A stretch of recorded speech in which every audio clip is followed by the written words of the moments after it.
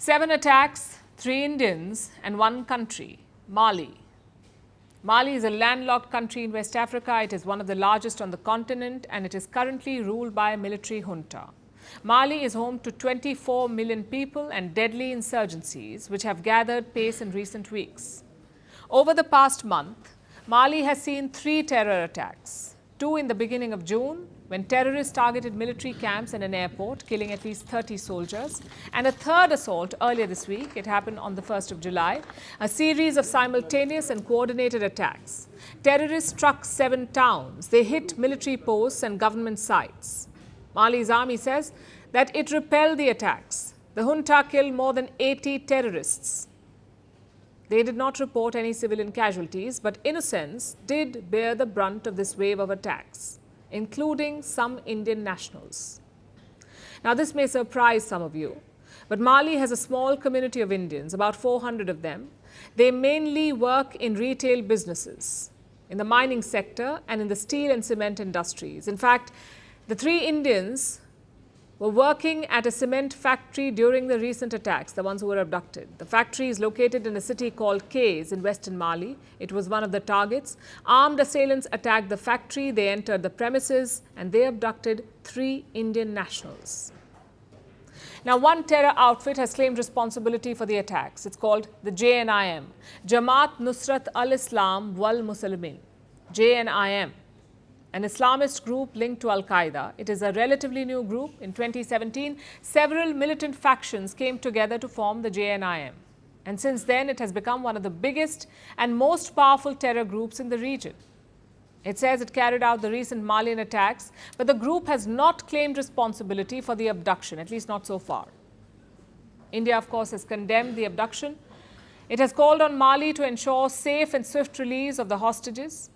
India has an embassy in this country, in the capital, Bamako. It is coordinating with local authorities. It is communicating with families of hostages. The Indian government has also issued an advisory for all Indian nationals in Mali. They are advised to stay vigilant and remain in close contact with the embassy. So India has boosted efforts on multiple levels. But this incident is a worrying sign, not just for Mali or India, but for the whole world. You see, Mali has been racked by a deadly Islamist insurgency for years now. Since 2012, militants have swept into the country, captured towns and destroyed homes. Then in 2020 and 2021, there were back-to-back coups. The military junta seized power, it overthrew the civilian government, it promised to restore stability, but the very opposite has happened. The Islamist insurgency has only grown, and not just in Mali, but the entire region, the wider Sahel region. The Sahel stretches from the west coast of Africa eastwards across the continent. This area is rich in natural resources like uranium and gold. Despite this, it is mired in extreme poverty, political instability and conflict. Insurgent groups have long vied for control in Sahel, hitting military and civilian targets and killing thousands of people. So much so that the Sahel is called the epicenter of global terrorism.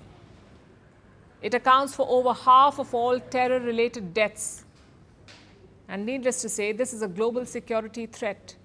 Many countries depend on the Sahel region for imports of oil, gas or uranium. Thousands of foreigners, including Indians, live in this region. Countries have businesses and factories here. So in a lot of ways, instability in the Sahel means instability for the whole world. But given the region's rapid security collapse, the worst could be yet to come.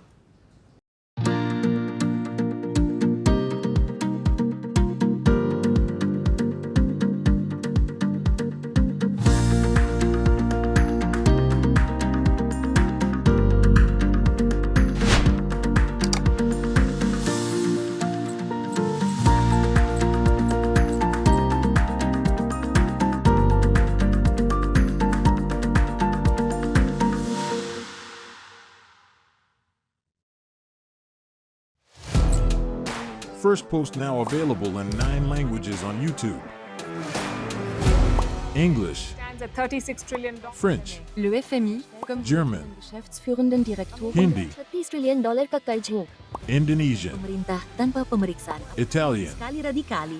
Japanese, 4兆ドル以上も Portuguese, por causa do próprio balanço patrimonial. Spanish. Beautiful bill. Go to Settings, click on Audio Track and select a language of your choice. Be the first to know what's happening around you in your first language. Firstpost.